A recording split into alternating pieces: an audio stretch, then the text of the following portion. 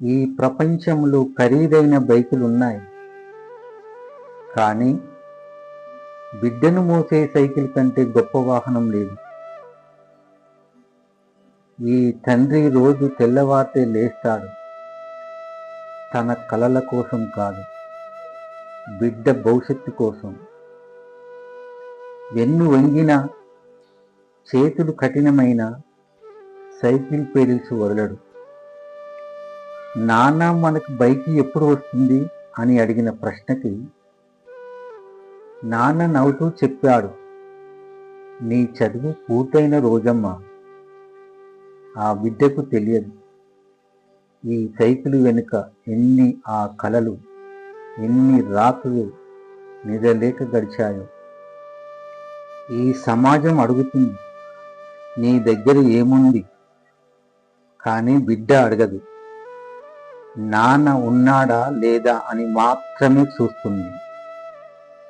డబ్బు లేని తండ్రి ఓడిపోయినవాడు కాదు, బాధ్యత వదలని తండ్రే ఈ ప్రపంచంలో నిజమైన హీరో.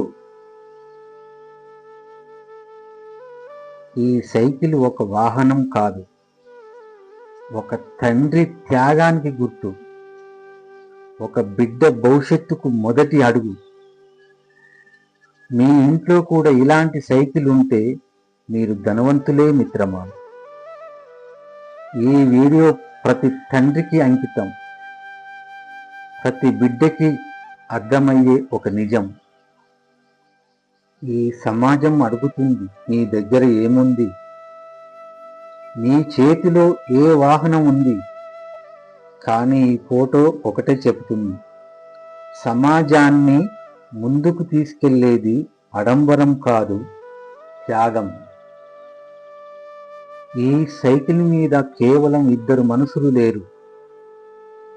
ఇక్కడ ఒక కూలి చెమట ఉంది, ఒక రైతు ఆకలి ఉంది, ఒక కార్మికుడి నిద్రలేని రాత్రులు ఉన్నాయి.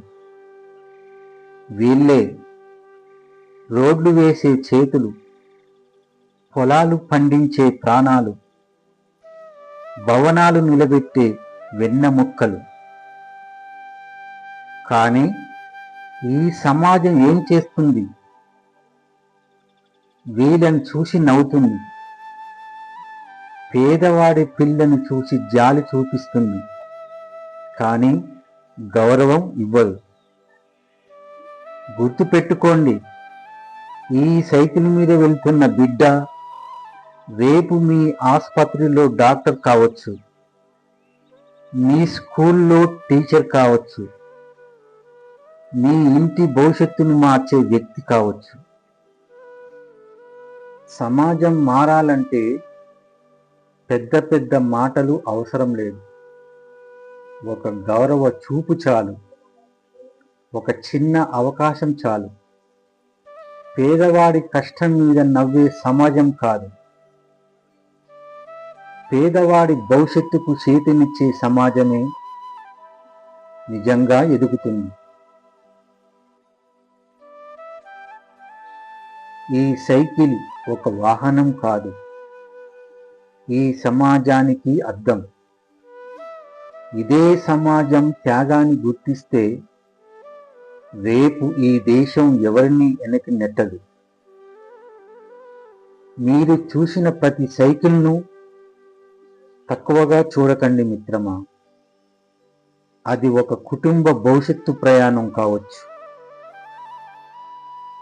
ఈ వీడియో ఎవరికీ వ్యతిరేకం కాదు, సమాజాన్ని మనకు చూపించే ఒక అద్దం మాత్రమే. మీరు ఈ సమాజంలో ఏం మారాలి అనుకుంటున్నారు? కామెంట్ చేయండి.